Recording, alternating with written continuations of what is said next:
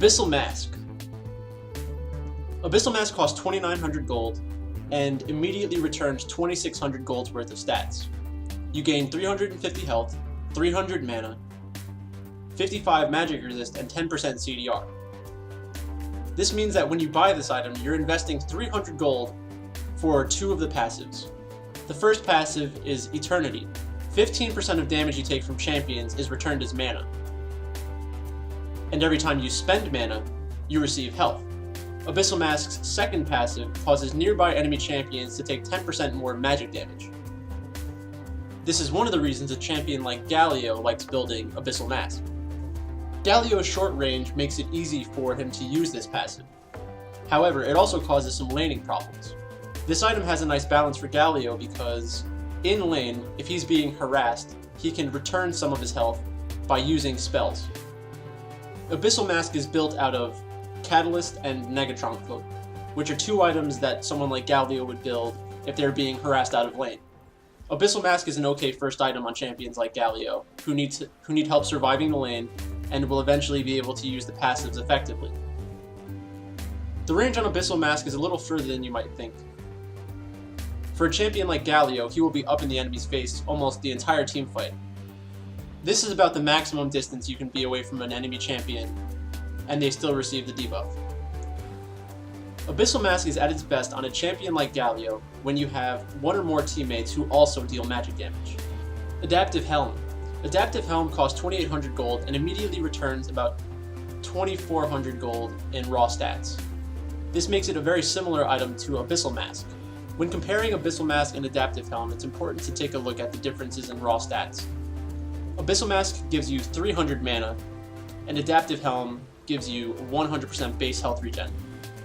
Adaptive Helm's passive causes you to take less magic damage from a spell every time you take subsequent damage from it.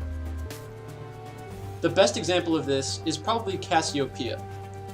Cassiopeia can spam her E against you unless you have an item like Adaptive Helm, which will reduce the amount of damage she does immensely.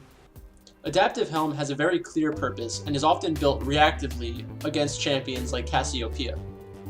Adaptive Helm's efficiency rating is about 90%, which is very similar to Abyssal Mask. Adaptive Helm has a very specific purpose, which is why I consider it a specialty item. There are many items in League of Legends that you can only build in very specific games. This will give certain champions the ability to survive against a Cassiopeia or Ryze in lane or in a team fight, when without this item, they would have no shot. Adaptive Helm's passive is very strong, but it's very situational, which is why you don't often see Adaptive Helm built in most games. The small differences between items like Abyssal Mask and Adaptive Helm highlight the importance of pre-game preparation, especially in competitive play.